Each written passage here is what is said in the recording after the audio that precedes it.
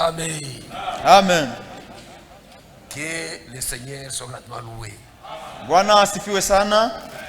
Son amour est tellement grand pour nous. Upendo wake ni kubwa sana kwetu. Qui nous a sauvés malgré nos faiblesses. Alituokoa hata kama tuko na madhaifu. Même si nous sommes faibles, hata kama tuko wadhaifu, nous y arriverons. Tutafika tu. Amen. C'est lui qui nous a appelés fidèles. Aliyetuita ni mwaminifu. Il nous accompagne dans ses plans. Anatusindikiza katika mapo yake. Nous allons y arriver. Tutafika. Qu'il soit grandement loué. Asifiwe sana. Mettons-nous debout encore. Tusimame tena bwima pour lire la parole de Dieu. Kwa ajili ya kusoma neno la Mungu. Dans Hébreux chapitre 7. Katika Waebrania sura ya 7. Hébreux chapitre 7. Waebrania sura ya 7. Nous lisons verset 11. Tunasoma mstari wa 11. Dis au nom du Seigneur. Soma kwa jina la Bwana Yesu.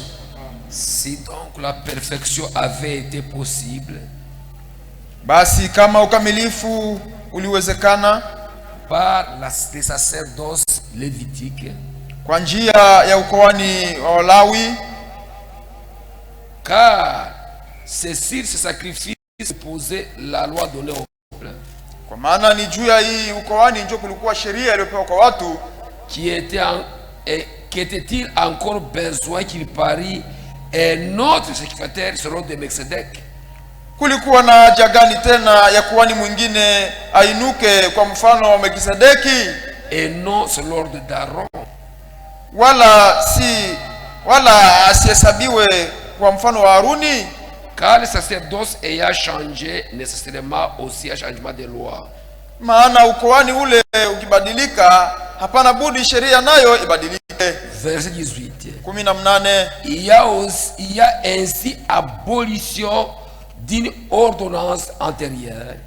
Maana kutuliwa kwa ile amri iliyotangulia, à cause de son impuissance et son inutilité. Kwa sababu ya udhaifu wake na kutokufaa kwake. Car la loi n'a rien amené à la perfection. Kwa maana sheria haikuleta kitu kwa ukamilifu. La loi n'a rien amené à la perfection.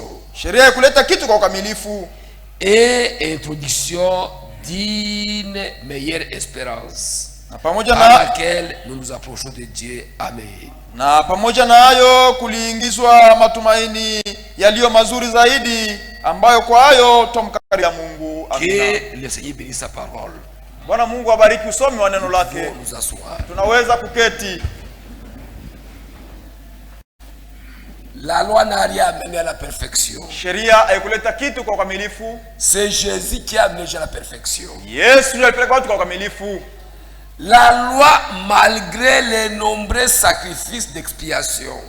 Sheria hata kama kulikuwa sadaka mingi ya ondoleo, les sacrifices d'expiation étaient faits chaque année. Sheria ya ondoleo ilikuwa inafanyika kila mwaka par Aaron et ses descendants.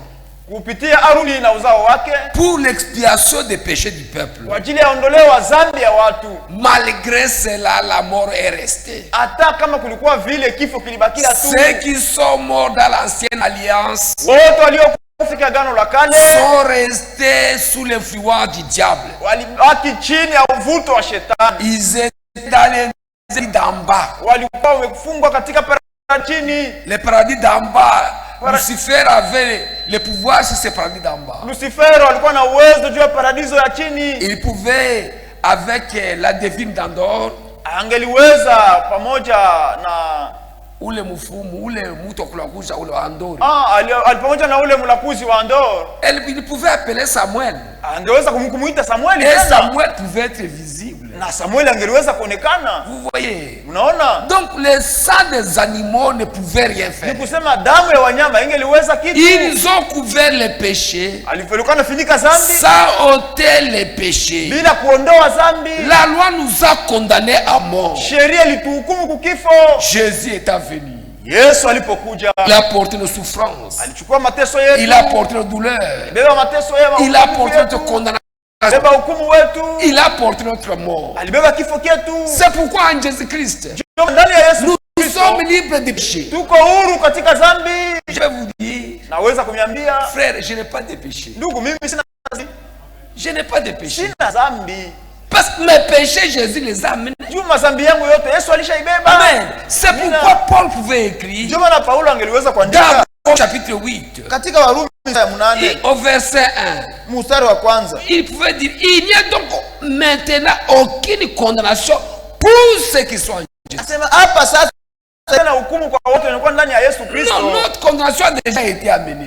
Hukumu yetu ilishabebwa zamani. Elle est déjà sur Jésus-Christ. Na uko juu ya Yesu Kristo. Dieu ne peut pas condamner un homme deux fois. Mungu hata mhukumu mtu mara mbili. Il nous a déjà condamnés en Jésus-Christ.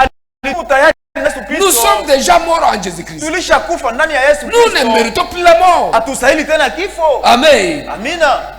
C'est pourquoi mes frères bien-aimés, ndio maana ndugu zangu wapendwa, quand nous avons pris position pour Jésus-Christ, jinsi tulibeba msimamo kwa ajili ya Yesu au verset 28 mstari wa 12 du Romains 8, il est écrit, Warumi sura ya 8 il est écrit ceci, inaandikwa hivi, car c'est qu'il a connu d'avance. Kwa maana wala waliojua tangu zamani c'est nous, ni sisi. Il les a aussi prédestinés na aliwatangulia à être semblables à de son fils, ili wapate kufanana na picha ya mwana wake. Donc, il nous a prédestinés à ressembler à Jésus-Christ. Alitayarisha kututangulia ili tufanane na mwana wake. Va-t-il échouer? Tashindwa? Jamais. Kamwe. Il n'échouera jamais. Hatashinda kamwe. Il nous a prédestinés alitangulia kututayarisha à être semblables ili tupate kufanana à l'image de son fils, kwa picha ya mwana wake, afin que son fils, ili mwana wake si les premiers d'entre plusieurs frères, awe wa kwanza miongoni mwa ndugu wengi. Amen. Amina. Nous sommes frères de Jésus. Sisi ni ndugu wa Yesu. C'est la vérité. Ni kweli. Nous sommes frères de Jésus. Sisi ni ndugu wa Yesu. Jésus a vaincu. Yesu alishinda. Et nous sommes ses frères. Na sisi ni ndugu zake. C'est pourquoi il est écrit ndio maana imeandikwa dans Hébreux katika Waebrania chapitre 2 verset 11, sura ya pili, chapitre 2 verset 11, sura ya pili 11, Hébreux Waebrania chapitre 2 verset 11, sura ya pili mstari wa 11. Il nous a prédestinés à être semblables. Yeye alitangulia kutayarisha ili tupate kufanana à Jésus-Christ. Na Yesu Kristo. Amen. Amina. Hébreux chapitre 2 verset 11. Waebrania sura ya pili mstari wa 11. Car c'est lui qui sanctifie. Kwa maana yeye anayetakasa, et ceux qui sont sanctifiés, na hao wanaotakaswa sont issus d'un seul. Wote walitoka kwa mmoja. C'est pourquoi il n'a pas honte de les appeler frères. Ndio maana hana na haya kuwaita ndugu. Nous sommes frères de Jésus. Sisi ni ndugu wa Yesu. Nous sommes frères de Jésus. Sisi ni ndugu wa Yesu. Amen.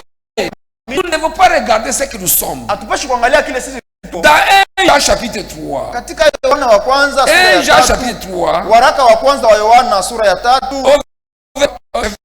Il est écrit. Mstari wa kwanza andikwa hivi. 1 Jean 3 verset 11. 1 Jean 3 verset 1. Waraka wa kwanza wa Yohana sura ya 3 wa kwanza. Il est écrit. Muangalie yafuatayo. Voyez quel amour le Père nous a témoigné. Tazameni ni pendo la namna gani alilotupa Baba. Pour que nous soyons appelés enfants de Dieu. Kwamba tuitwe wana wa Mungu. Et nous le sommes. Na ndivyo tulivyo. Nous le sommes.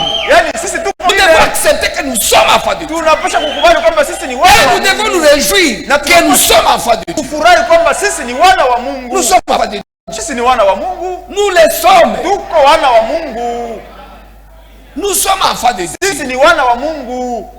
Amen. Amen.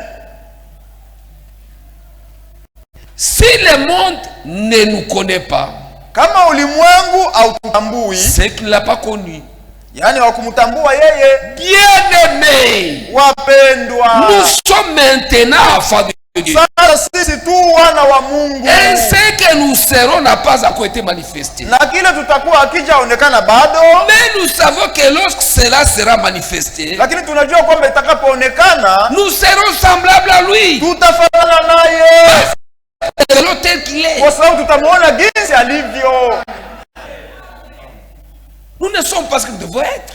Sisi hatuyakuwa bado kile tunapaswa kuwa. Mais nous ne sommes pas ce que nous étions. Lakini hatuna kile kile tulikuwaka. Ce que nous étions, nous ne sommes plus là. Kile kile tulikuwaka hatuna tena vile. Mais ce que nous serons n'est pas, nous ne sommes pas ce que nous croyons. Na kile kile tutakuwa hatuyakuwa.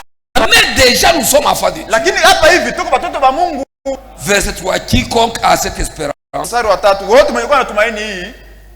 Celui qui a cette espérance en lui se purifie. Mwenye kwa natumaini hii ndani mwake comme lui-même est pur. Gisi yeye mwenyewe ni mtakatifu. Amen. Amina. Nous sommes enfants de Dieu. Sisi tuko watoto wa Mungu, wana wa Mungu. C'est la vérité. Ni kweli. C'est pourquoi Paul, quand il écrit aux Galates, Ndio maana Paulo anaandikia wa Galatia.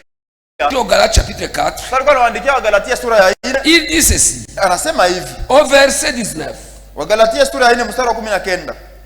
Galates 4 verset 19. Wa Galatia sura ya 4 mstari wa 19. Mes enfants, watoto wangu, pour que j'éprouve de nouveau les douleurs de l'enfantement, ambao naonea uchungu wa kuzaa, jusqu'à ce que Christ soit formé en vous. Mpaka Kristo apate kufanyika ndani mwenu. Il faut que Christ, l'image de Christ, picha ya Kristo soit formée en nous. ifanyike ndani mwenu. Et c'est notre ndio mkono tuko nabo bule.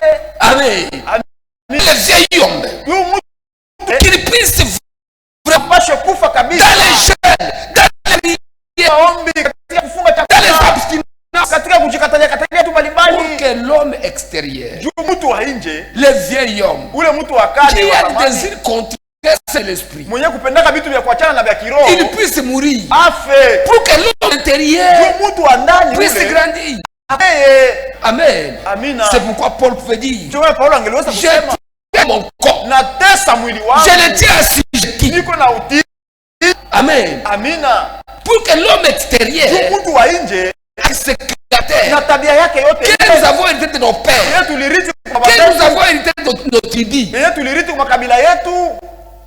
que ces habitudes-là puissent disparaître, mais que Christ puisse être manifeste. Amen. Amina. Notre prédication repose sur Jésus-Christ. Lui qui est parfait, lui modèle. Le peuple a besoin qu'on lui présente Jésus-Christ. Le peuple a besoin qu'on lui présente Jésus-Christ. Sa grandeur, sa puissance, sa sainteté et l'héritage qui nous est réservé. Nous sommes enfants de Dieu. Mais quel est le problème?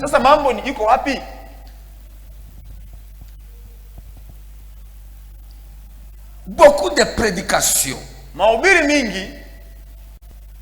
deviennent des prédications terroristes qui mettent le peuple plutôt à l'insécurité. Vous savez, dans les groupes de réveil, on vous dit, attention, votre sorcière, votre tante, elle est sorcière. Ta belle-sœur, il faut faire attention avec elle. Quand tu es au service, tes collègues, s'il faut les gestes, attention. Attention avec les maléfiques familiales. De vos grands-pères, vos arrière-grands-pères. Ces démons-là vous poursuivent. Ils vous disent, écoutez, quand vous vendez, il faut faire ça avec les voisins. Alors vous trouvez ce qu'on appelle les chrétiens de réveil. Il appelle sa mère sorcière, son grand-père est sorcier, sa petite sœur est sorcière. Donc chaque fois il est ce qu'il vise. Il a peur. Chaque fois il a peur. Quand il expose les habits après les lessives, quand il a peur. Quand il doit récupérer, regardez, est-ce qu'on n'a pas coupé? On a coupé. Est-ce qu'on n'a pas coupé un morceau? Elle est dans l'insécurité. Mais nous, enfants de Dieu, nous avons de l'assurance que celui qui nous garde, il nous donne le sommeil. Amen. Il y a des gens qui viennent dire, oh pasteur, vraiment je suis sorti, j'avais laissé mes habits, maintenant on a coupé un morceau. Je me suis réveillé, j'ai trouvé on a coupé un peu des cheveux. J'ai dit, sœur, mais il faut leur donner tous vos cheveux. Donnez-moi leurs cheveux. Demain, Prends cette pagne-là. Là, on a coupé un coin. Laisse-les dehors comprendre tout. Nous ne sommes pas des gens qui craignent. Gardez seulement la crainte. Vous savez, frère, la Bible dit, dans Job 3, Job 3, 25, verset 25, ce que je crains, c'est ce qui m'arrive. Ce que je redoute, c'est ce qui m'atteint. Si tu crains les sorciers, toujours sorciers, ils vont te prendre. Ils vont te manger. Mais moi, on ne peut pas me manger. Si on me mange, on va manger Jésus. Comment on peut me manger, moi? Jésus a dit, je connais mes brebis. Et mes brebis me connaissent. Et personne ne les ravit de ma main. Si moi, je suis entraîné de Jésus, et que le diable sait me ravir, il sait me ravir. Iko na uwezo kuninyang'anya kunitosha mkono ya Yesu. Alors c'est faible. Mais c'est juste Jésus faible là. Pas mon Jésus. Mon Jésus c'est le tout puissant. Amen. Nous ne devons pas craindre les sorciers. Il y a aussi des prédicateurs qui prêchent. Dans les messages. Attention! Si tu commets adultère, tire en affaire. Si tu fais un crime, tire en affaire. Si tu fais ceci, tire en affaire. Si tu fais ceci, viens vite du diable. Non, frère. Non. S'il vient nous appeler ici, c'est frère. Vous avez quitté chez vous pour être fils du diable. Non, nous sommes enfants de Dieu. Nous n'avons pas peur, nous n'avons peur de l'enfer. Nous n'avons pas peur de l'enfer. Nous n'irons pas là-bas. Nous n'avons pas peur de la Géhenne. Nous n'irons pas là-bas. Mais nous craignons Dieu. Notre crainte, nous craignons Dieu pour faire sa volonté. Pas parce qu'on a peur de la faire. Imaginez-vous, frère, on te dise là-bas, attention, tu ne seras plus enfant de ton père, tu seras enfant de Kabanza. Tu vas dire, est-ce que c'est possible? Je suis déjà enfant de Dieu. Est-ce que je peux craindre? Bon, mais les Kabanza peuvent craindre d'être enfant de Maneno. Non. Ils ne seront jamais de Maneno. Ils sont les enfants. Nous devons dire. Nous devons dire. Nous ne faisons pas la volonté de Dieu. Parce qu'on a la peur de la Géhenne. Non. Parce que Dieu nous demande de faire sa volonté. D'obéir sa parole. Pour que nous puissions éviter ses promesses. Amen. Nous ne serons jamais enfants de Dieu et du diable. Jamais. Aucun enfant de Dieu ne sera jamais. Alors les gens qui sont gardés la terreur. Comment je vais me perdre? Je suis enfant de Dieu. Demande-moi de continuer à obéir. De continuer à craindre Dieu. De continuer à l'honorer. Mais ne m'intimidez pas en parlant que je serai perdu. Je ne serai jamais perdu. Je suis enfant de Dieu. Nous devons amener les gens à l'espérance plutôt qu'au découragement.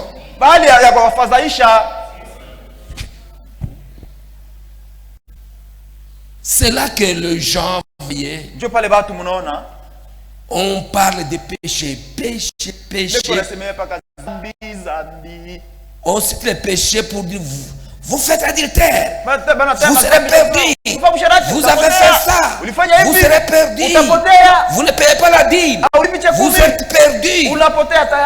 On cite tous les péchés. Alors tout le monde est dans l'affaire déjà. Tout le monde les a menés de la Géhenne. Sauf qu'on n'explique pas ces péchés.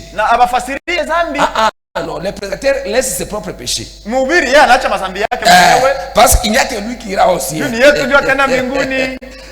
Il a tous les péchés des autres. Anapata madhambi ya watu wengine wote.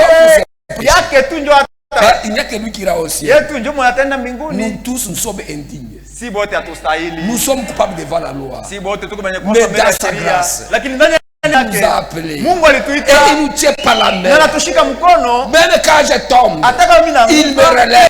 Il a mis à moi les désirs de lui ressembler. Les désirs de lui kufanana. J'ai besoin de lui ressembler. Napenda kumfanana. Abandonner toutes choses. Toutes les mauvaises choses. Vitu vyote vibaya. Et le Seigneur me tient par la main dans ses mains. Ananishika kumkono. Amen. Amina. Et David. Unajua Daudi? Dans des katika Samueli wa pili sura 12. Quand il avait fait la femme. Ça libeba kauri. Et il a fait tuer Uri. Nalimuwaka Uri. Nathan est venu. Nathan akaja. Nathan est prophète. Unabii Nathan akaja. Il est venu au roi. Akamwendea mfalme. Il lui a dit au roi. Mfalme. Vraiment, il y a un problème que je t'amène. Kweli kuko mambo mimi nikuletea hapa. Dans ton royaume ici. Mfalme wako humu. Il y a un homme riche. Mtu mmoja tajiri. Qui avait de brebis de bœufs en abondance. Alikuwa na mangombe na makondoro mingi. Quand il a eu un visiteur. Sasa alipokea mgeni. Il a vu un pauvre.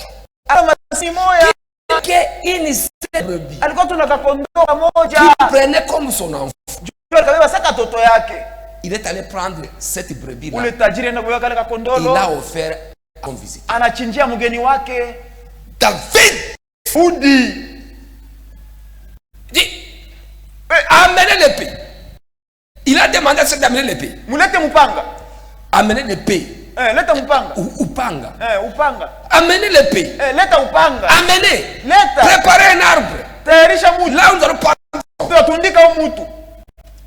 Cet homme, on doit. Ule mutu. Il a pris. Il n'a pas. Il peut arriver upanga. On va les tuer tout de suite. Tuko na maliza leo. Nathanaël. Il dit cet homme là. Akasema ule mutu. Je vais te le citer. Takutaia. C'est David. Ni wewe Daudi. Moi. Mie. Nilifanya vile je. Dieu t'a donné 500 femmes. Mungu alikupatia banamuke 500. Mais non content.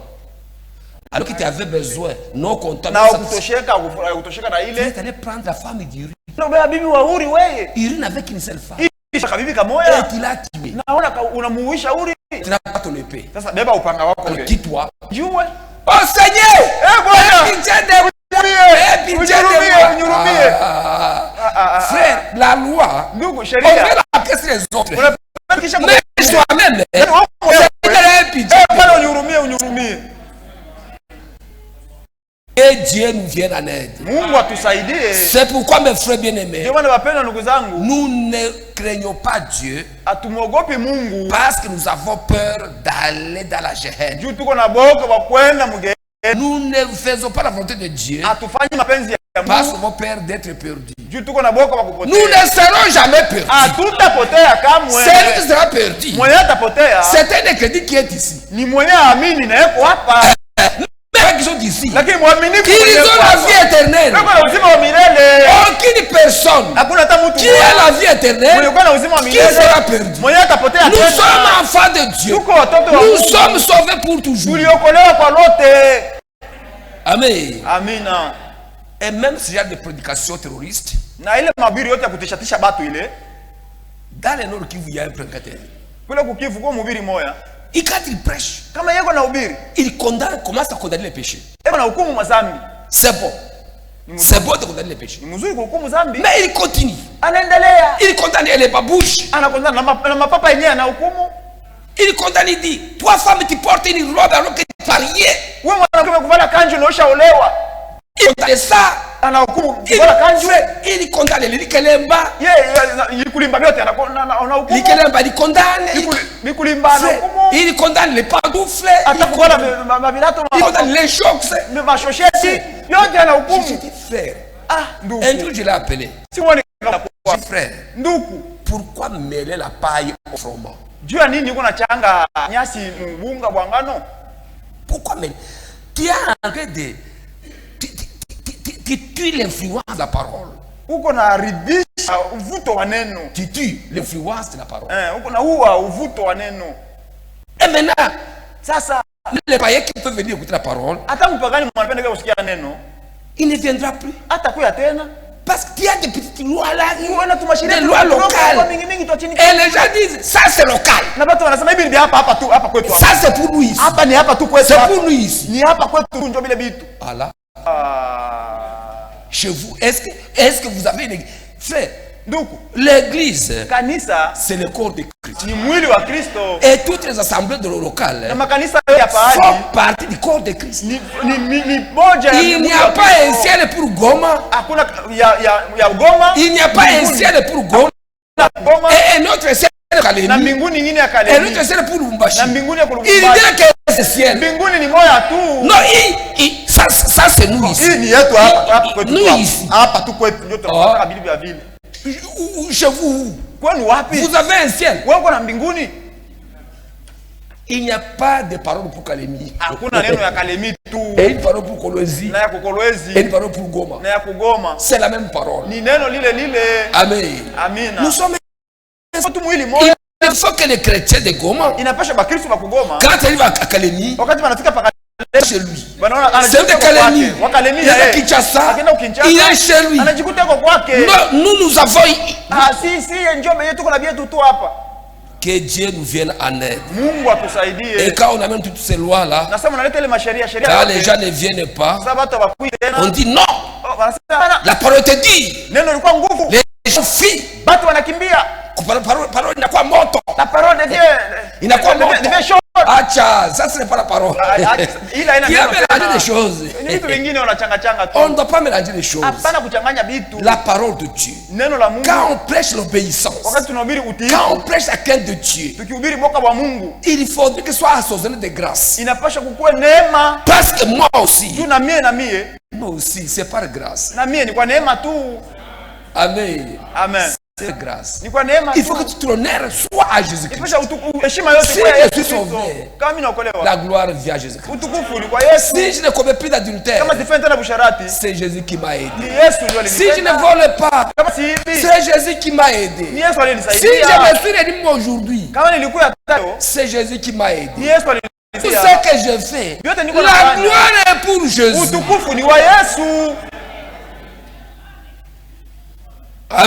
Amen.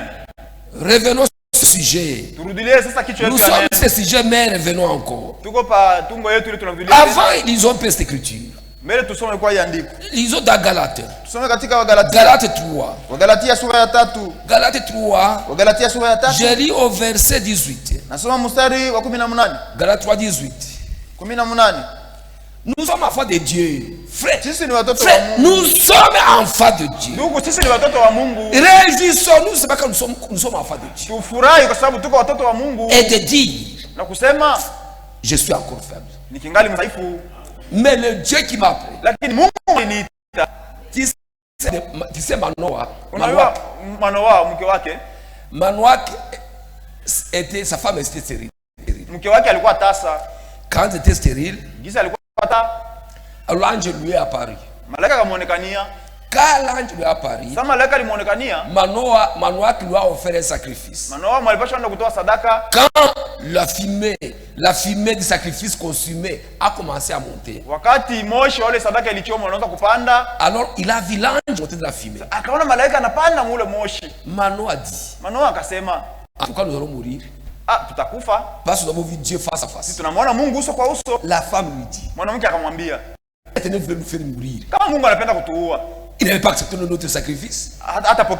Il n'aurait pas accepté notre sacrifice.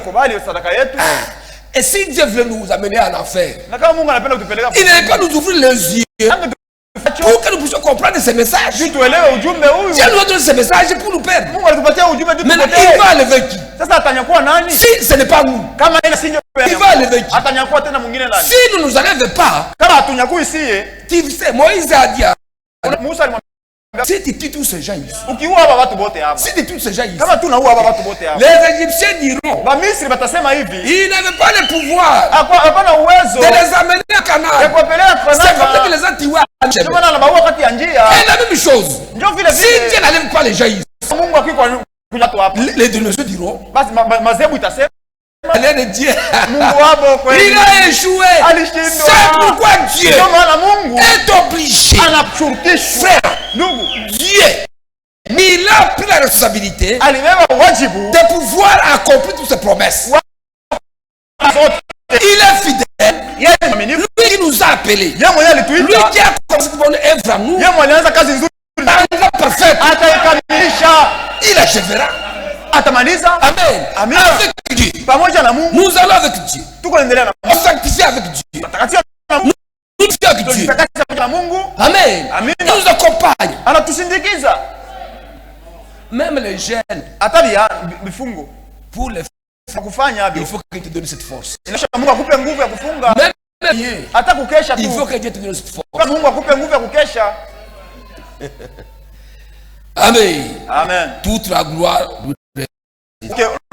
Galatia 3, verset 18. Nous disons ceci. Galatia 3, 18. Car si l'héritage venait de la loi, kwa maana urisi ukiwa kwa sheria, ungekuwa unatokea kwa sheria, il ne viendrait plus de la promesse. Hauji tena kwa ahadi, haingetokea kwa ahadi. Or, c'est pas la promesse que Dieu a faite à Abraham, c'est don de la grâce. Lakini Mungu alimkirimia Ibrahimu kwa njia ya ahadi. C'est pas la promesse non pas la loi. Si kwa sheria. C'est pas la promesse et non pas la loi. Ni kwa ahadi sheria. Verset 2. Mais l'écriture a tout renfermé sous le péché. Lakini andiko ilifunga yote juu ya dhambi. En fait que ce qui a été promis, ili yote ambayoahidiwa, si donné par la foi en Christ à ceux qui croient. Ikaletewa kupitia imani ndani ya Yesu Kristo. Iletewa kwa imani kwa njia ya Yesu Kristo kwa wale wanaoamini. Amen. Amina. La foi n'a rien amené à la perfection. Imani ikuleta kitu kwa ukamilifu. Il fallait la promesse. Ilibidi kuwe ahadi qui a été donnée à Abraham. Yenye ilipewa kwa Ibrahimu. Il a été dit à Abraham. Aliambiwa hivi Ibrahimu. En toi. Ndani mwako. Toutes les autres de la terre. Watu wote wa dunia seront bénis à ta postérité. Watabarikwa ndani ya uzao wako. C'est la promesse qui a été faite à Abraham. Ilikuwa ni ahadi ambayo ilifanywa kwa Ibrahimu. Et la postérité d'Abraham c'est qui? Na uzao wa Ibrahimu Jésus-Christ. Ni Yesu Kristo. Donc nous tous, nous sommes bénis en Abraham. Tunabarikiwa ndani ya Ibrahimu. C'est pas encore de la loi. Si kwa sheria. La loi. Ayo kwa njia ya sheria. Si kwa njia ya sheria. La loi nous a rendu plutôt mort. Tuisha sisi sote. Mais quand nous avons cru Jésus-Christ. Lakini sasa tulimwamini Yesu Kristo. Jésus nous a tenu par la main. Yesu alitushika mkono. Quand je tombe, il me relève. Il me nourrit la parole pour me fortifier. Fortifier mes os. Mes os spirituels. Je marche encore. Je suis encore voleur. Le Seigneur me donne sa parole pour fortifier mes muscles. Pour que les vols partent. Amen. Et je continue avec le Seigneur. Parce que la barbe spirituelle est sortie. La barbe spirituelle. Je suis devenu me fait. Qui ne tombe pas. Les enfants tombe à chaque instant. Il tombe, il a des plaies partout. Mais quand on est un homme fait, on sait marcher. On marche sans tomber. Le Dieu qui a commencé avec nous, qui nous a donné la vie, il nous amène à la perfection. Amen. Verset 20. Nous étions au verset 22. Avant que la loi, avant que la foi vint, nous étions enfermés sous la garde de la loi. En vue de la foi qui devait être révélée. Ainsi la loi a été comme un pédagogue pour nous. Pour nous conduire à Christ. En fait que nous fussions justifiés par la foi. La foi est venue Nous ne sommes plus sous ces pédagogues. Car vous êtes tous fils de Dieu par la foi en Jésus-Christ. Amen. Devant la loi, vous êtes morts. Mais comme vous avez pris position pour Jésus-Christ, vous êtes enfants de Dieu. Amen. Vous ne serez plus perdus. Vous n'irez pas en enfer. Mais maintenant, nous travaillons pour notre salut. Et nous travaillons avec le Seigneur. Le Seigneur a mis sa vie pour que nous puissions le plaire. Amen. Il a payé un grand prix. Sa vie, sa mort, son sang. Frère, il a payé un grand prix pour que toi tu sois sauvé. Comment ne peut pas t'amener, ne pas t'accompagner dans ce travail de sanctification? Il doit le faire. Sinon il sera mort pour rien. Il a besoin de voir une épouse. Une épouse parole. Comme Adam pouvait voir, regarder. Comme Adam pouvait regarder. Quand il a vu Ève, il dit vois cette fois-ci. Elle qui est os de mes os et chair de ma chair. On l'appellera femme parce qu'elle est tirée de l'homme. Bientôt, l'épouse, l'épouse parole. Une épouse qui ressemble à l'épouse. Amen. Nous revenons sur la loi sur la purification. Vous savez, la purification, les impuretés. On disait que les amis, il y avait des animaux impurs. Il y avait des animaux impurs. Les lépreux étaient impurs. Les femmes à période menstruelle étaient impures. Les femmes qui accouchent étaient impures. Vous savez ça, on a lu ça avec vous. Maintenant, lisons. Pour les femmes, nous avions dit ceci. Que la loi dit que quand la femme sera en période menstruelle, elle est impure. Pendant le temps de période menstruelle. Et puis après, il fait encore 7 jours de purification. Pendant ce moment de connaître. C'est ce que la loi disait. C'est ce que la loi dit. Et quand la femme accouche d'un garçon, elle sera pure pendant 7 jours. Le 8e jour, elle est présente enfant à la circoncision pour le consacrer. On le circoncis. Et il devait continuer à sacrifier pendant 3 jours.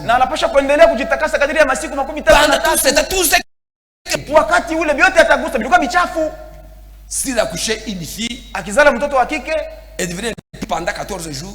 Plus 66 jours à se purifier.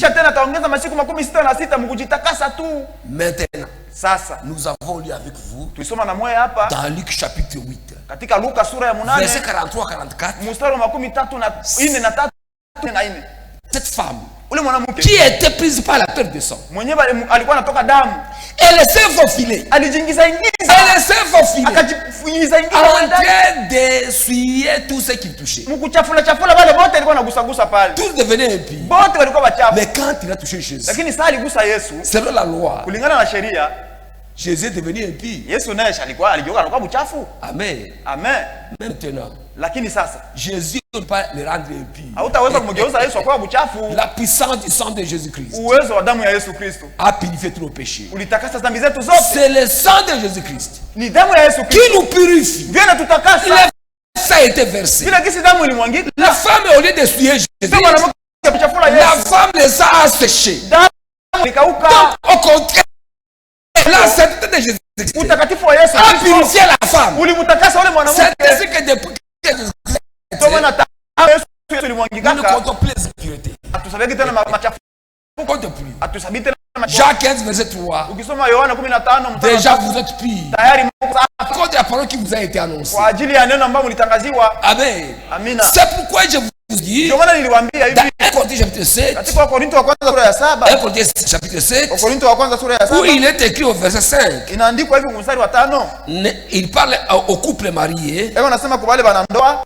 La Bible, Bibi na bwana wana. ne vous privez pas l'un l'autre, Usiimani mmoja na mwingine. si ce n'est de commun accord, Isipokuwa tu kwa kupatana pour un temps, kwa ajili ya wakati fulani. afin d'évacuer la prière, Ndio mwende mkaombe. puis retourner ensemble, Kisha tena mtarudia pamoja. de peur que Satan vous tente par votre continence. Shetani asimejaribu kwa kutokujizuia kwenu. Il a dit pas nous compter d'abord la période de Massiwell, Anasema wao msabie kwanza kipindi puis compter les jours. msabie masiku 7. Non, Hapana. non, Hapana. et nous sommes purifiés Tayari tushatakaswa encore du sang de kwa Jésus-Christ. ajili ya damu ya Yesu C'est Kristo. pourquoi nos sœurs, Ndio maana même si c'était la période de Massiwell, hata kipindi cha on peut vous toucher, unaweza on kumgusa, peut vous saluer. unaweza kumramukia. Amen. Amina. Et cela est valable. Na ile ni ya Même lorsqu'on accouche, hata sasa unazala la femme n'est pas impie, mwanamke ana uchafu mais elle est malade. lakini ni mgonjwa tu. Tout simplement. Mgonjwa tu. Est-ce que vous comprenez cela? Munaelewa Vous vile? avez de l'âge, vous avez compris. Kama watu bazima munaelewa. Ceux qui sont mariés ont compris aussi. Bana ndoa wenye kuoana bibi na bwana bana Que Dieu wanaelewa. vienne en aide. Mungu atusaidie sana.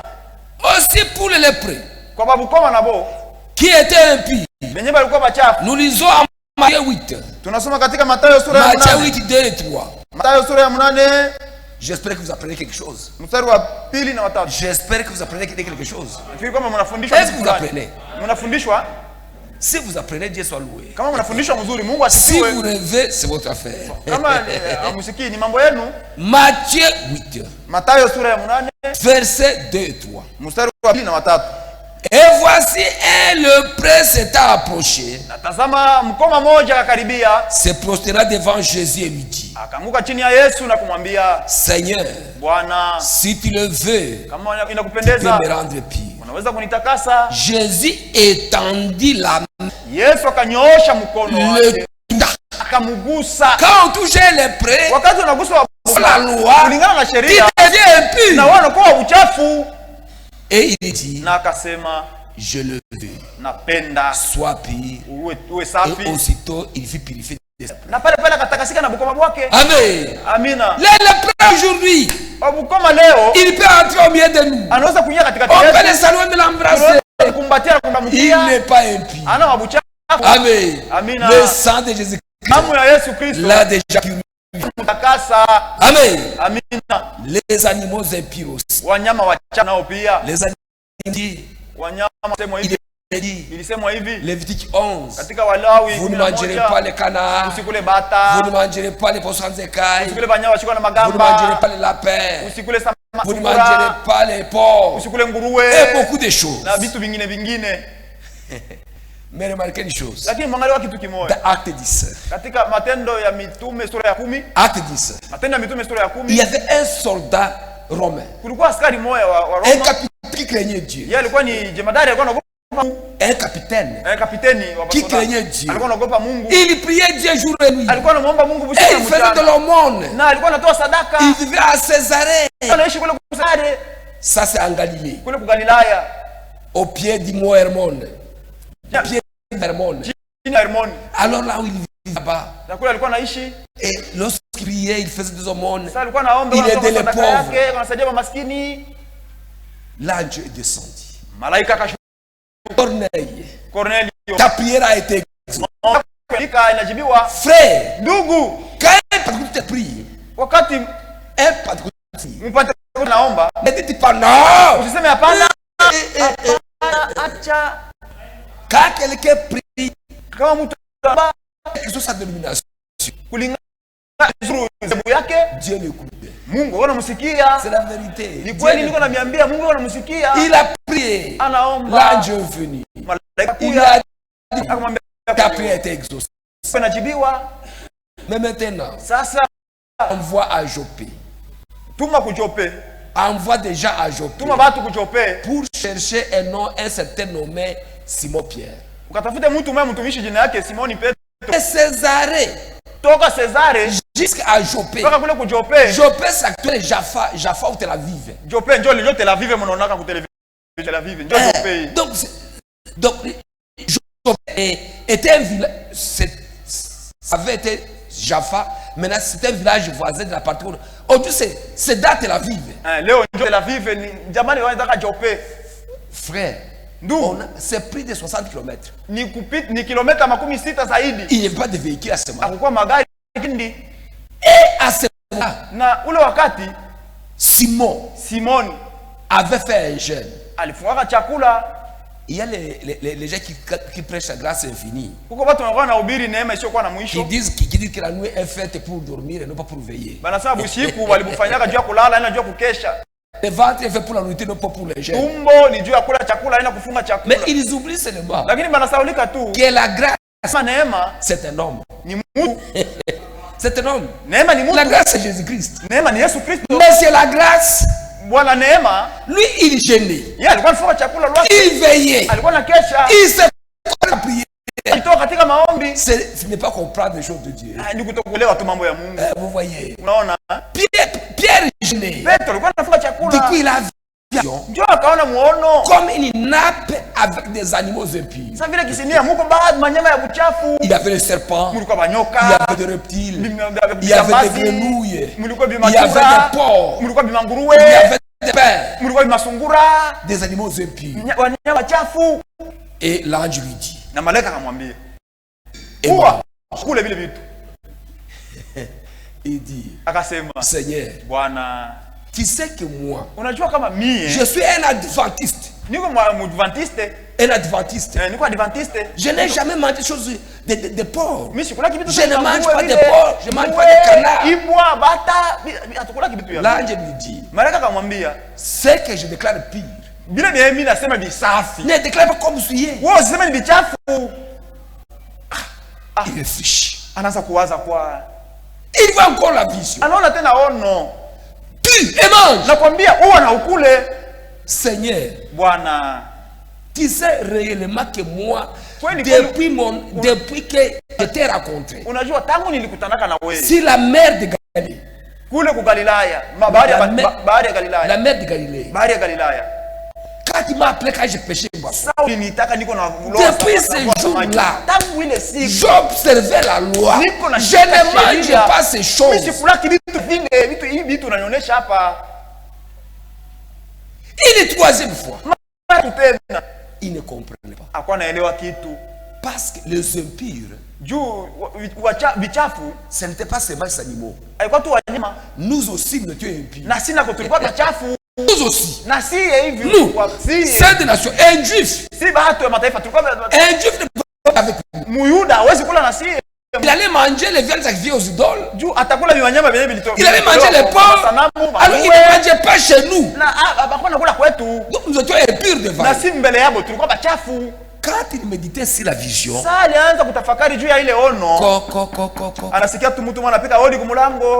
il ouvre la porte. Il voit des personnes qui ne ressemblent pas à des juifs. Vous qui êtes nous, nous sommes des Romains. Nous sommes des soldats commandés par Corneille. Là à Césarée. Il nous a envoyé des taminotois. L'ange dit à Simon Pierre, vas-y. Il a les frères l'ont accompagné. Il faut dire, les païens t'invitent. Des frères qui disaient, non, nous te suivons. Parce qu'il faut que ces gens te font manger, fassent manger des viandes sacrifiées aux idoles. Il faut qu'on t'accompagne. Corneille avait invité beaucoup de gens. Toute sa famille dans sa maison. Quand Simon Pierre est arrivé devant la maison de Corneille, il était dans la cour. Il dit, tu sais, il a dit à Corneille, tu sais qu'il est interdit à un juif de se lier à un païen comme toi.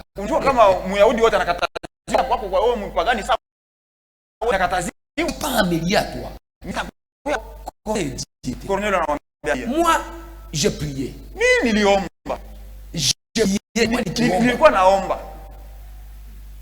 Et l'ange est venu me dire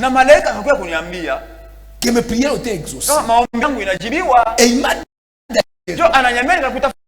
c'est comme ça que j'étais fait appeler Alors toi qui es devant nous, maintenant dis-nous ce que Dieu t'a dit de nous dire. Quand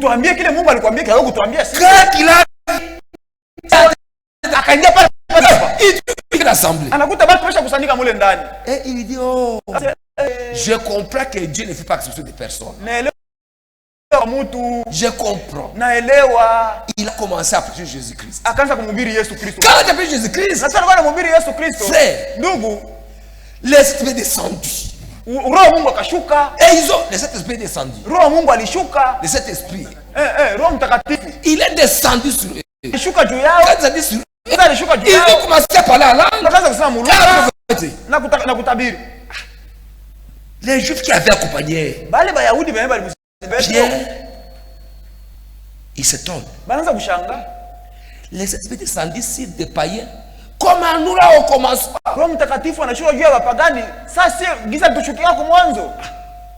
Pierre leur dit.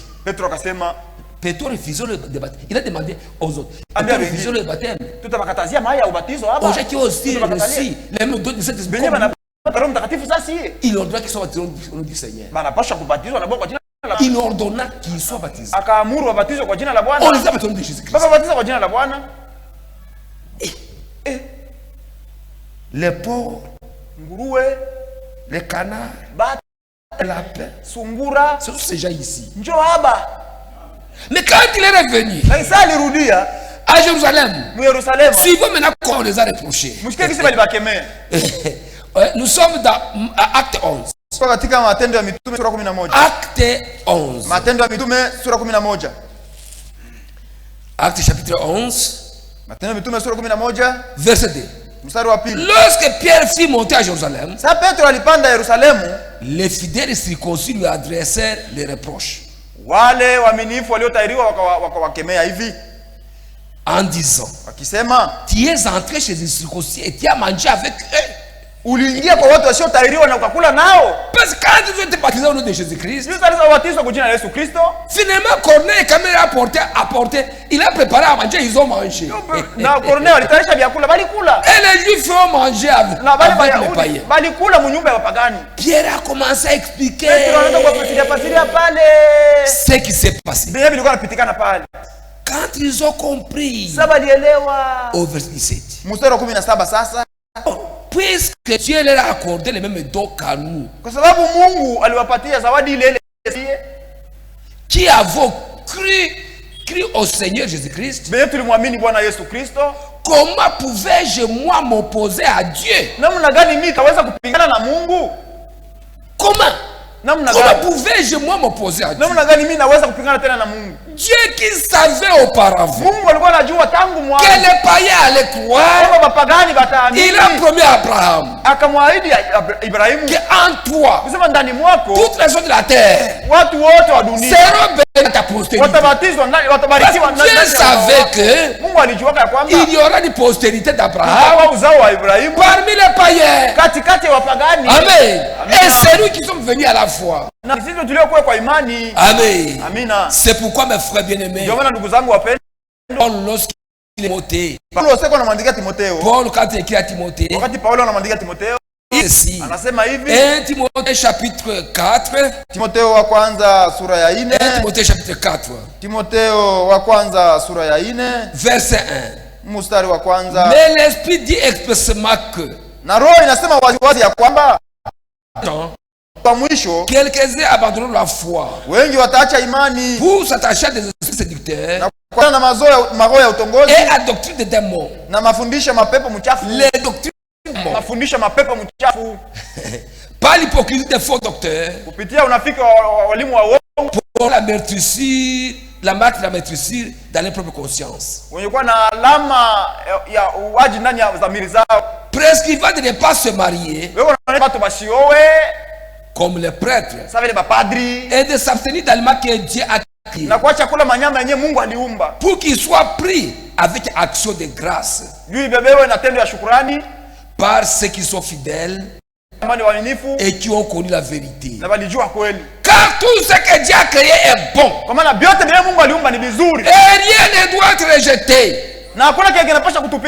pourvu qu'on le prenne avec action de grâce. Parce que tout est sanctifié par la parole de Dieu et par la prière. Amen. C'est pourquoi nous mangeons tout. Et les tortues, tu manges. Un frère m'avait posé la question. Il dit, frère, est-ce qu'on peut manger les serpents? Je dis oui, pourquoi pas. Il dit non, les serpents avaient été maudits. Maintenant, quand il sera sur l'assiette, tu vas prier, tu vas les bénir. Ce qu'on a maudit, c'est l'animal et serpent. Mais si l'assiette, on mange la viande du serpent. La viande du serpent est sanctifiée. Ce n'est pas l'animal qu'on bénit. Nous, ce n'est pas l'animal serpent qu'on bénit. Non, nous, haiko munyama. Il y a nyama et munyama. Munyama. Mais nous bénissons la viande du serpent. Amen. C'est pourquoi chaque parole de Dieu, nous devons la considérer dans son contexte. Nous devons être. Donc, on mange, si vous mangez tout. C'est pourquoi Paul dit ici, quand vous allez au marché, ou bien quand vous allez chez quelqu'un, tout ce qu'on vous présente, manger ça vous demande quoi? Amen. Mangeons de Jésus-Christ.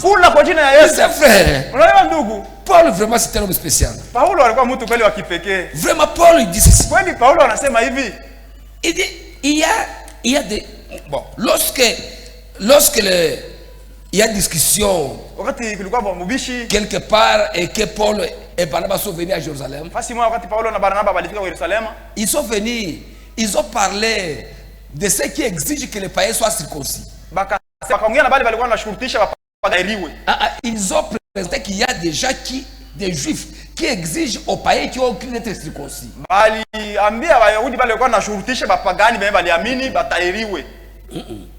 Ils sont allés chez Pierre et les apôtres. Parce que de là où ils venaient, il y avait certains juifs qui avaient cru. Lorsqu'ils ont vu des païens croire, ils disaient que ces païens aussi devaient être circoncis. Maintenant il y a une discussion. L'affaire a été amenée chez les apôtres. Quand les apôtres ont suivi le débat, ils ont dit pour les païens qui ont cru, ne mettons pas de fardeau sur eux, mais que Dieu les prescrit ce qui est nécessaire. S'abstenir du sang, kukula damu, des viandes sacrifiées aux idoles, et de la débauche. Donc c'est la doctrine. Ne pas manger le sang, ne pas manger viandes sacrifiées aux idoles, et la débauche. Mais Paul dit, mais pour moi, il n'y a pas d'idole. Il n'y a pas d'idole. Pour moi, il y a d'idole. Moi, cette viande-là, je peux la manger. Moi, qu'est-ce qui fait où est l'idole? Où est l'idole? Où est l'idole? Moi, je peux manger.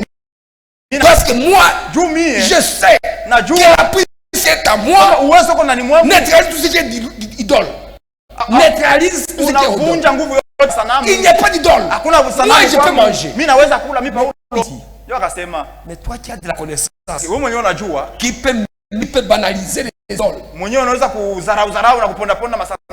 Si tu entres dans une maison des idoles et tu manges cette viande-là, tu ne vois pas que c'est là qui connaissent encore les idoles. Ils peuvent aussi aller manger les viandes sacrifiées aux idoles.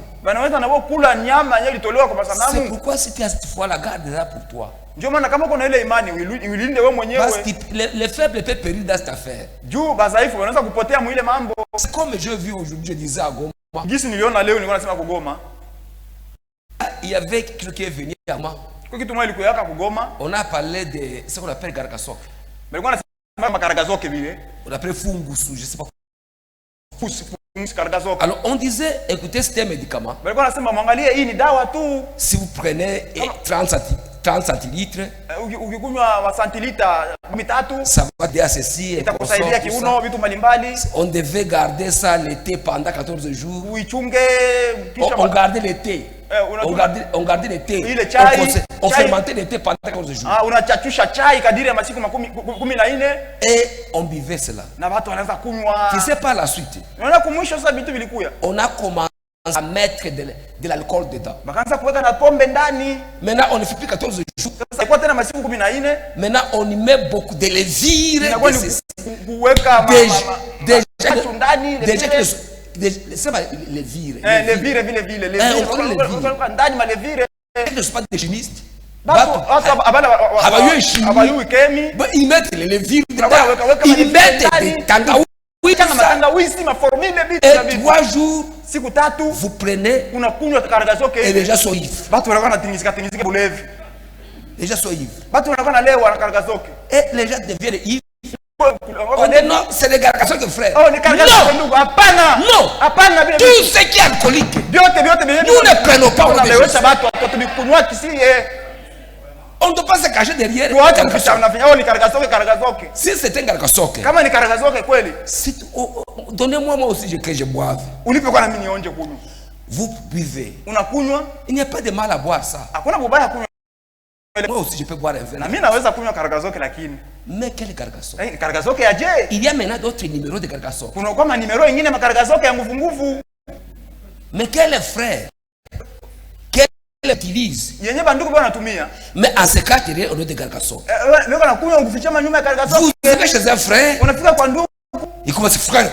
Jésus sauvé. Il a la joie là. Quand vous l'observez, ce n'est pas la joie du salut, mais c'est la joie des gargasoke. C'est déjà faux. C'est faux. C'est de l'ivresse. Toute ivresse ne vient pas de Dieu. N'oubliez pas, les ivrognes n'entrent pas dans le royaume. Que Dieu bénisse.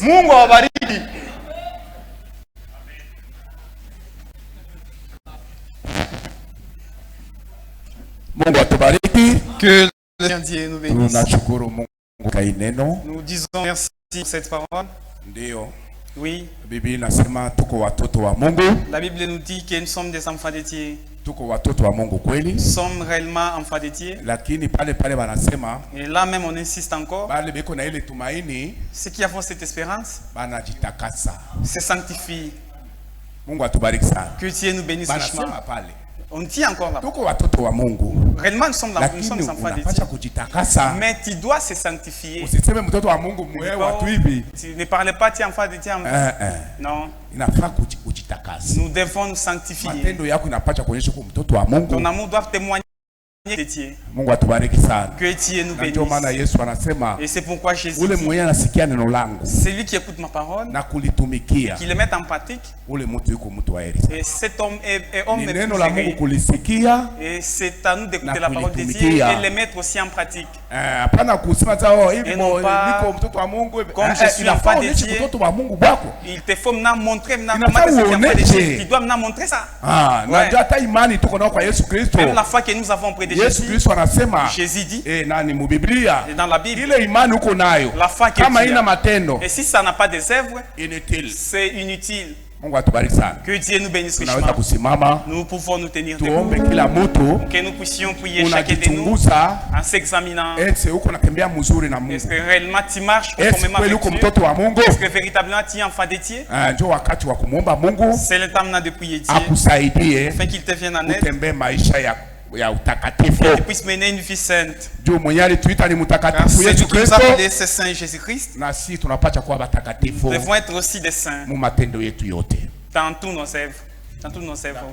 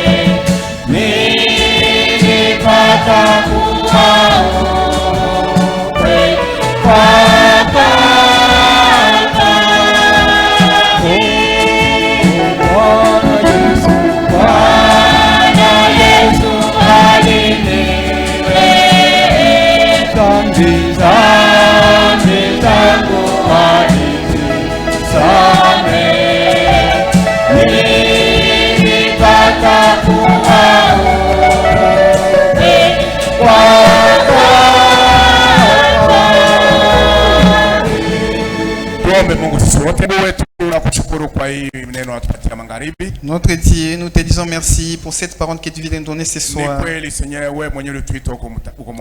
C'est vrai, toi qui nous as appelés, tu es fidèle.